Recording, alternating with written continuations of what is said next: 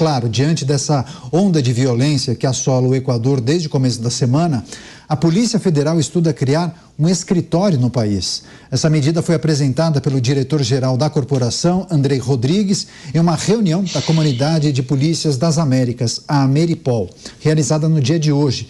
Nessa reunião, também foram discutidas outras medidas para tentar conter o avanço da crise no Equador, como intercâmbio de informações de inteligência para o enfrentamento do crime organizado, disponibilização de equipamentos de inteligência e apoio na identificação dos presos do sistema penitenciário. Vou começar essa com o Cláudio Dantas. Dantas, como é que está essa mobilização do governo brasileiro, por meio também da Polícia Federal, para ofertar a sua expertise e ajudar o governo do Equador nesse enfrentamento? Qual é a expertise? Qual a expertise? Há bons quadros na Polícia Federal, ou não? Ao crime organizado? Não. É expertise Há no bons combate ao quadros crime na Polícia organizado? Federal? Não há? São concursados. Em tese, são pessoas preparadas. Eu queria que usasse a expertise aqui.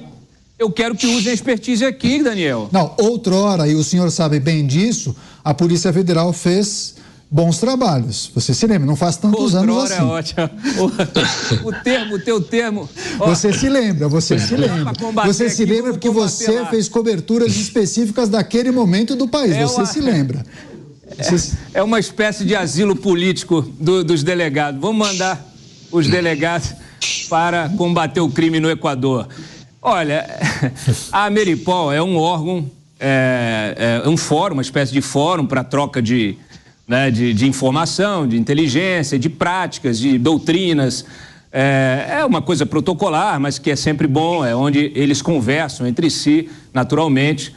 Mas há um limite também. Você não pode pegar aqui, vou mandar você pode mandar um adido da Polícia Federal, montar um escritório lá, como a gente tem em vários lugares, inclusive na Colômbia, nos Estados Unidos, nós temos escritórios, representações de inteligência e da Polícia Federal, que são importantíssimos justamente para isso, uma questão de evolução da doutrina, para uma questão de troca de informações, porque o crime é transnacional.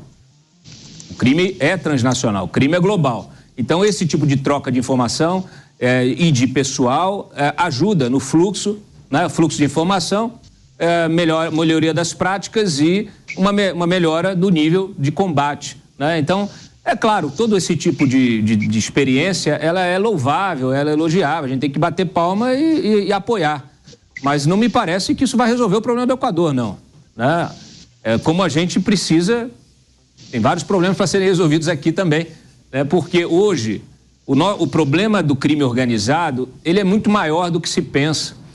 A gente tem uma visão míope, as autoridades, a mídia, temos uma visão limitada deste tipo de combate. A gente olha o nosso quintal, aí fica com aquela visão restrita.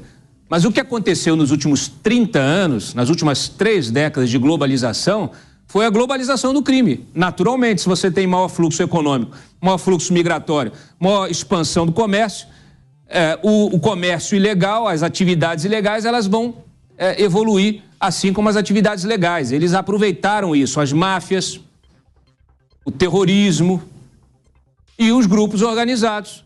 E muitas vezes todas elas se combinam, porque o que a gente está falando de crime. Crime é lavagem de recursos ilícitos, os crimes de tráfico de droga, tráfico de armas, tráfico de humano, tem muito, e que está associado, né? E muitas vezes esse crime, ele está gerando um recurso, que é um recurso praticamente infinito, ele não é tributado, né? Não é taxado, a prática criminosa gera um recurso infinito e muito poder econômico significa o quê? Poder político. Então, hoje o crime manda mesmo. O crime forma advogado, forma juiz, forma procurador e ele elege deputado, elege vereador e eles vão penetrando no Estado e vão controlando a pauta, vão controlando a narrativa, eles interferem, eles estão infiltrados na mídia também. Por isso que a gente olha algumas coisas e fica indignado e fica espantado, falando assim, não é possível. Então, hoje, o crime ficou grande demais para quebrar. A estratégia de combate, ela precisa ser global, ela precisa ser redesenhada.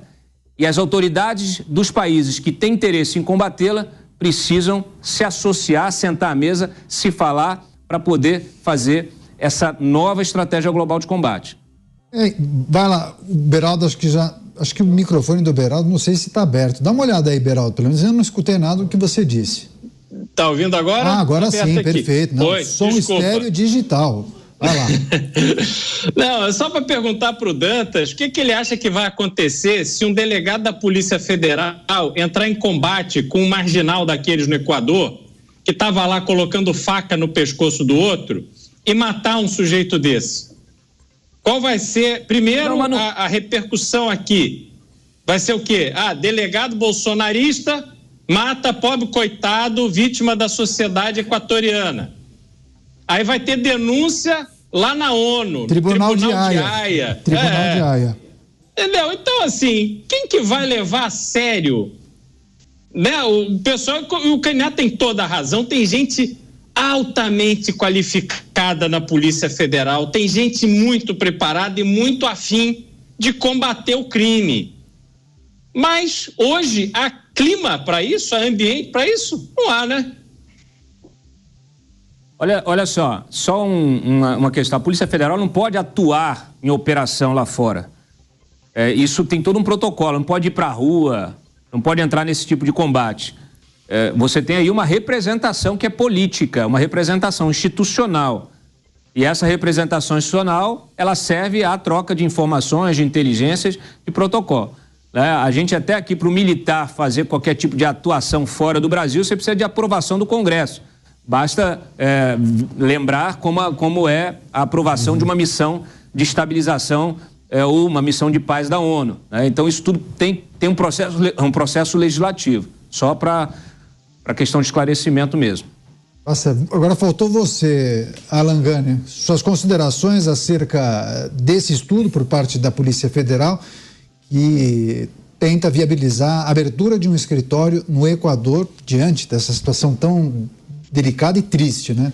Acho que é inócuo, é válido, embora a Polícia Federal tenha excelentes quadros no compartilhamento de informações, mas a situação lá está muito aquém, né, do controle aí da Polícia Equatoriana, da Polícia Federal Brasileira. Diga-se de passagem, a gente fracassa aqui dentro do Brasil. O Brasil não está muito longe da situação do Equador. O que chamou a atenção nessa situação do Equador foi o ataque de maneira cinematográfica, hollywoodiana, lembrando aquela famosa cena do filme Joker, né? Onde apontam o Joker, lá o Coringa, aponta uma arma para o apresentador ao vivo. Então foi uma cena completamente hollywoodiana, mas é isso que chama a atenção. Mas a gente não está muito longe. Se a gente voltar a outubro, o Rio de Janeiro viveu dias de inferno, com paralisação de vias, com fogo em ônibus, né?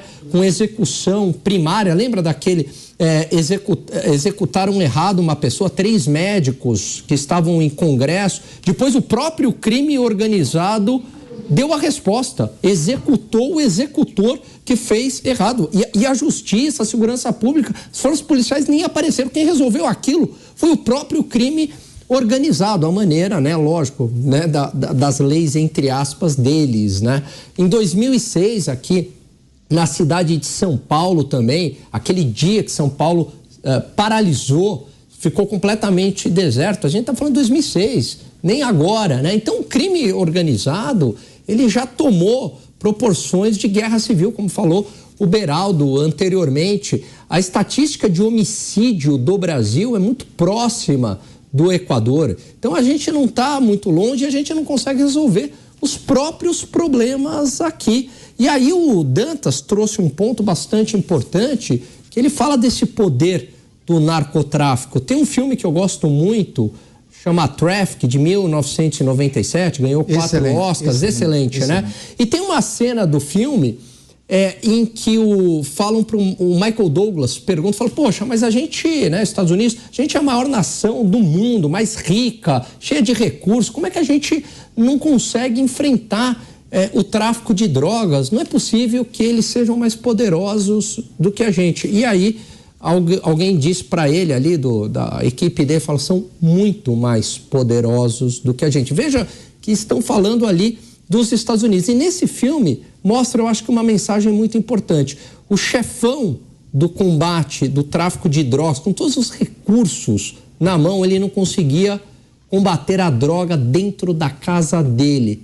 Mostrava cenas fortíssimas com a filha dele viciada em tudo quanto é tipo de droga. Então eu acho que tem que também ter um esforço da sociedade e a gente lembrar que sempre aquela glamourização de um cigarrinho de maconha, uma cheirada de cocaína, no final das contas está abastecendo o tráfico de drogas e assassinatos. Dantas, eu vou passar para você, eu tenho que fazer um break comercial antes, mas o Beraldo não chegou a concluir o seu raciocínio, porque fez a pergunta ao Dantas. A gente tem 1 minuto, Beraldo.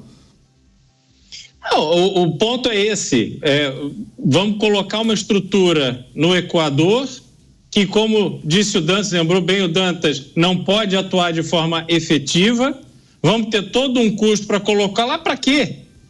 Se aqui um sérvio no Brasil foi assassinado por, sei lá por quem, mas não foi pela polícia, o jeito era um matador de aluguel, estava aqui, veio da Sérvia para o Brasil, estava circulando, família, e ninguém pegou ele. Então, aí você vai para o Equador, vai ganhar em dólar, que a gente lá. Tem. Pois é, esse aqui é o ponto, né? Ganhar diária, ganhar em dólar, carro, motorista, apartamento, escritório novo. Faz sentido uma coisa dessa? Na minha cabeça não faz nenhum sentido. Cláudio Dantas vai fechar o assunto sobre essa possibilidade da Polícia Federal abrir um escritório no Equador, que vive uma onda de violência sem precedentes. O que é preciso destacar? Vamos encerrar essa pauta, hein, Dantas? Você tem um complemento, né? É só uma frase. Eu aqui expus um cenário mais amplo, global, né, de como esses criminosos, esses grupos organizados, as máfias, como o terrorismo, como eles se articulam globalmente e como é urgente você redesenhar a política de combate ao crime, a esse tipo de crime mais complexo, transnacional. É esse tipo de abordagem que eu gostaria de ouvir da nova cúpula do Ministério da Justiça.